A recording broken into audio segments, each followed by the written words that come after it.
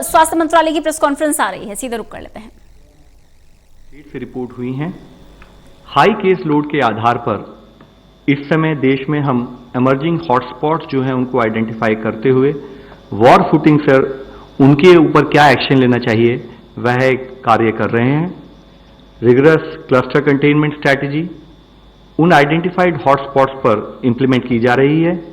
हम ये इंश्योर करना चाहते हैं कि जितने भी केसेस हैं, जितने भी सस्पेक्ट केसेस हैं, उनको एज पर प्रोटोकॉल हम चाहे क्वारंटाइन करें या जो रिक्वायर्ड ट्रीटमेंट है वो उनको प्रोवाइड कराया जाए।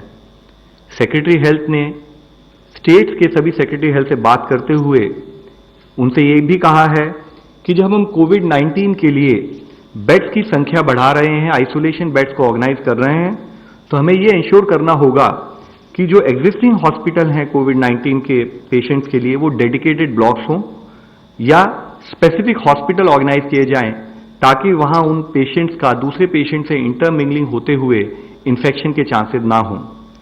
इसी के तहत ऑलरेडी कई स्टेट्स और सेंट्रल मिनिस्ट्रीज के जो हॉस्पिटल्स हैं वहां पर ऑलरेडी उन्होंने एग्जिस्टिंग पेशेंट्स को ईयरमार्क डेडिकेटेड हॉस्पिटल से दूसरे हॉस्पिटल में शिफ्ट भी करने का कार्य शुरू कर दिया है ताकि हम स्टैंड अलोन डेडिकेटेड हॉस्पिटल बना सकें। इसके साथ ही जैसे कि आप सबको पता है हमने देश के अंदर ही मैन्युफैक्चरिंग और procurement process for PPEs, ventilators और साथ में N95 मास्क के लिए रैंप अप किया हुआ है। इसके साथ ही हम अब पैरेलली विदेशों से भी जहां से भी हम उन चीजों को ला सकते हैं उसके लिए प्रयत्न कर रहे हैं। कल ही हम लोगों को एक शिपमेंट आई थी विदेश से जिसमें कि मास्क, पीपीईज और वेंटिलेटर्स की सप्लाई भी शामिल है। तो इस तरीके से हम देश के अंदर और देश के बाहर सब तरीके से कैसे हम अपने लॉजिस्टिक्स को अपग्रेड कर सकते हैं, अपने हॉस्पिटल्स को अपडेट कर सकते हैं, उसके लिए हम रिक्वायर्ड एक्शन ले रहे हैं। कैबिनेट सेक्रेटरी साहब ने राज्य और यूटीज के चीफ सेक्रेटरीज के साथ आज और कल एक मीटिंग करते हुए लॉकडाउन और उससे रिलेटेड मेजर्स के ऊपर भी समीक्षा की थी। उस मीटिंग में उनके साथ देश के जितने मुख्य और सचिव हैं वो भी थे। 24 घंटे ओवरऑल सिचुएशन को हम मॉनिटर कर रहे हैं और required action in terms of essential supplies और इसेंशियल सर्विसेज उसके लिए हम एफर्ट्स कर रहे हैं। माननीय प्रधानमंत्री जी ने भी कोविड-19 मैनेजमेंट के लिए एक डेडिकेटेड फंड बनाया है, उसका नाम रखा है cares, prime minister citizen assistance for and relief in emergency situation. इसके द्वारा जो हमारे फिलैंथ्रोपिक लोग हैं, देश के नागरिक हैं, वो अपनी सपोर्ट सर्विसेज प्रोवाइड करते हुए एडिशनल रिसोर्सेज इस एफर्ट के लिए हमें दे सकें। ये एक फंड भी स्टार्ट किया गया है। इसके साथ ही माननीय प्रधानमंत्री जी ने वीडियो कॉन्फ्रेंस के द्वारा आयुष जो हमारा ट्रेडिशनल मेडिसिन सिस्टम है उसके प्रैक्टिशनर से भी बातचीत की।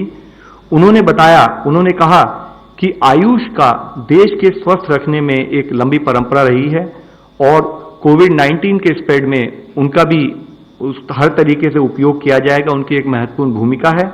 उन्होंने कहा है कि डॉक्टरों से कि जनता तक जागरूकता बनाने के लिए टेलीमेडिसिन का भी उपयोग किया जाए।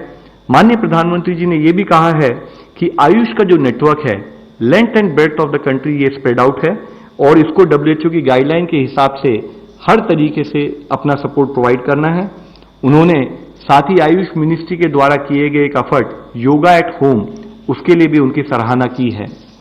माननीय प्रधानमंत्री जी ने यह भी साथ में कहा है कि कोविड के इलाज के लिए कई जो दावे आते हैं उसके लिए आयुष मंत्रालय एविडेंस बेस्ड ICMR से, CSIR से और आयुष के जो साइंटिस्ट हैं उनसे मिलते हुए एविडेंस बेस्ड रिसर्च के साथ पब्लिक को जागरूकता लेके आए।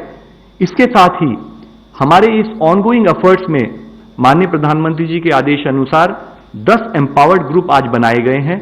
उन एम्पावर्ड ग्रुप के द्वारा जो अब तक कार्य हम हर लेवल पर करते आ रहे हैं, उसके साथ ही देश के जो अन्य सचिव हैं, अन्य सेक्रेटरी रैंक के सीनियर ऑफिसर्स हैं, उनको भी इस कार्य में पहले भी वो इन्वॉल्व थे बट एक फोकस्ड वे में कैसे वो हम सबको गाइडेंस प्रोवाइड कर सकें, कैसे हम आइडेंटिफाइड चैलेंजेस पर काम कर सकें, ऐसे 10 एम्पावर्ड ग्रुप बनाए हैं।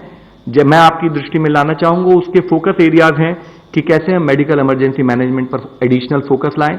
इसके साथ ही हम आइसोलेशन बेड्स, हॉस्पिटल और क्वारंटाइन फैसिलिटीज को कैसे फर्दर अपग्रेड करें, हम कैसे इसेंशियल मेडिकल इक्विपमेंट और सप्लाईज, वेंटिलेटर्स, पीपीईज को कैसे बढ़ा सकें, साथ ही हम अपनी ह्यूमन रिसोर्स और कैपेसिटी बिल्डिंग जो हमारा हेल्थ स्टाफ है उसको कैसे अपग्रेड करें कि ताकि हम कोविड के चैलेंज से निकल सकें, और साथ ही अगर कोई पब्लिक ग्रीवेंसेस और सजेशंस हो उनको इनकॉर्पोरेट करते हुए कैसे हमारा जो एक्शन है फील्ड लेवल पर उसको हम फर्दर अपग्रेड कर सकें।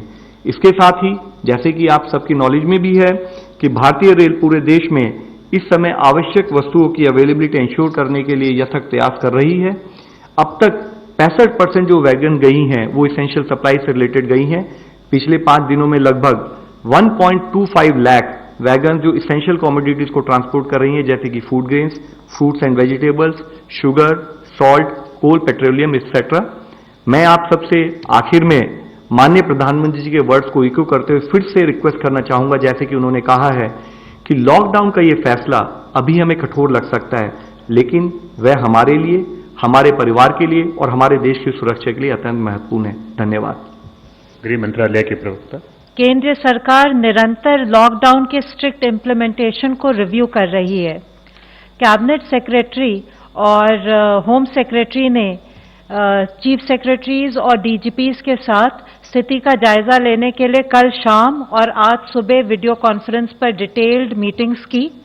Bye and large lockdown guidelines का सभी स्टेट्स और यूटीज में इफेक्टिव इम्प्लीमेंटेशन हो रहा है। एसेंशियल सप्लाईज भी मेंटेन हो रही हैं। स्थिति को 24/7 मॉनिटर किया जा रहा है। जहां पर समस्याएं आ रही हैं वहां पर हमारे सारे कंट्रोल रूम के ऑफिसर्स मिलकर उपयुक्त कदम उठा रहे हैं। परंतु जैसा आप सबको पता है, देश के कुछ भागों में माइग्रेंट वर्कर्स का मूवमेंट देखा गया है और इस कॉन्टेक्स्ट में स्टेट्स और यूटीज को स्ट्रिक्ट निर्देश जारी किए गए हैं कि वे डिस्ट्रिक्ट और स्टेट के बॉर्डर्स को इफेक्टिवली सील करें। शहरों के बीच में और हाईवेज पर लोगों का मूवमेंट ना हो, सिर्फ गुड्स का मूवमेंट हो। इसको मद्देनजर रखते हुए गृह मंत्रालय ने डिजास्टर मैनेजमेंट एक्ट के अंतर्गत स्ट्रिक्ट ऑर्डर्स निकाले हैं।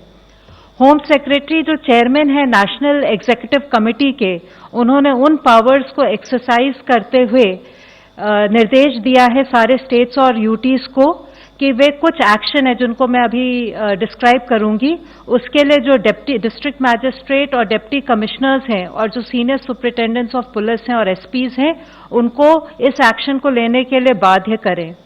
सबसे पहले जो स्ट्रैंडेड लेबर है उसके लिए फूड और शेल्टर का प्रावधान हो। स्टेट डिजास्टर रिस्पॉन्स फंड के अंतर्गत स्टेट्स और यूटीज को इसके लिए सफिशिएंट फंड मिला हुआ है।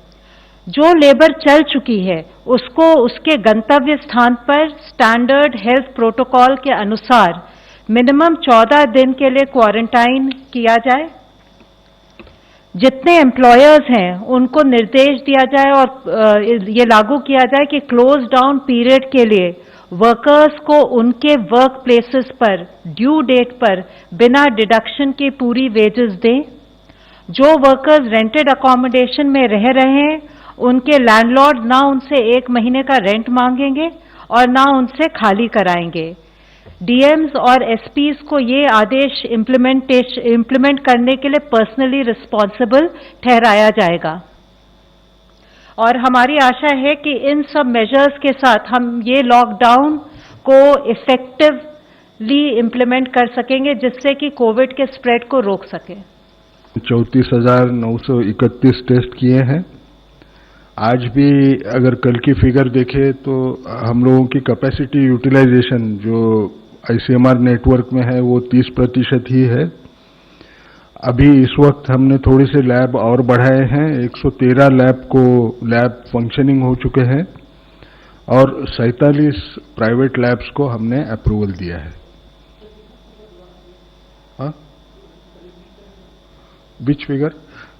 Almost 35,000 test, 30% capacity utilization, 113 ICMR network के लैब्स जो हैं वो फंक्शनल है और 47 प्राइवेट लैब्स उनको अप्रूवल दिया गया है। धन्यवाद। न्यू इंडिया एश्योरेंस कंपनी के साथ मिलके डिटेल्स इसकी वर्कआउट की जा रही हैं। इसके ब्रॉडर कॉन्टूर्स इस तरह से हैं कि अगर कोई भी एक्सीडेंटल लॉस ऑफ लाइफ होती है either for health care providers including community health worker, जो या तो डायरेक्ट कांटेक्ट में रहे हैं या केयर में रहे हैं कोविड-19 पेशेंट के, या उससे रिस्क है उनका इम्पैक्ट होने का, तो उसके लिए ये स्कीम लागू होगी। इसके साथ ही इससे पहले भी एक प्रश्न आया था कुछ फोरम्स में कि ये जैसे हमने बताया था कि ये स्टेट गवर्नमेंट और सेंट्रल गवर्नमेंट के हॉस्पिटल्स और उनके स्टाफ के लिए लागू होने के साथ साथ इसका जो एक और हम जो डिसीजन हुआ है कि साथ ही प्राइवेट हॉस्पिटल का स्टाफ या कोई रिटायर्ड या कोई वॉलंटियर या कोई लोकल अर्बन बॉडी का कोई एम्प्लॉय जो हेल्थ केयर सेक्टर की फंक्शनिंग के लिए रिक्विजिशन किया जाएगा, इस स्कीम का लाभ उन लोगों को भी मिलेगा। लेकिन इसके broader contours in terms of micro details अभी New India Assurance Company workout करके जल्द ही लागू किए जाएंगे। 156। हाय सर, मैं अशोक हूं एएनआई से। जितने पॉजिटिव केसेस हैं हमारे पास, उसमें से कोई डेटा हमारे पास है कि कितने लोग वेंटिलेटर पे हैं इस वक्त और उनकी स्थिति क्या है? देखिए, ये सारा डेटा स्टेट लेवल पर हम उनके साथ मॉनिटर कर रहे हैं। कुछ केसेस जो हैं, जैसे कि मैंने आपको इससे पहले बताया है कि या तो हाई रिस्क केसेस, और हाई रिस्क केसेस के दो पैरामीटर्स हैं कि एक तो एज एज ए क्राइटेरिया, दूसरा कोमॉर्बिडिटी एज ए क्राइटेरिया, और तीसरा sometimes contact history as a criteria. उनमें कुछ केसेस जो हैं जो सीरियस पाए जाते हैं उनको हम मॉनिटर करते हैं। मैं आपसे स्पेसिफिकली ये फिगर नहीं शेयर कर पा रहा हूं क्योंकि इस टाइम मेरे पास इमीडिएटली अवेलेबल नहीं है, हम आपको प्रोवाइड करा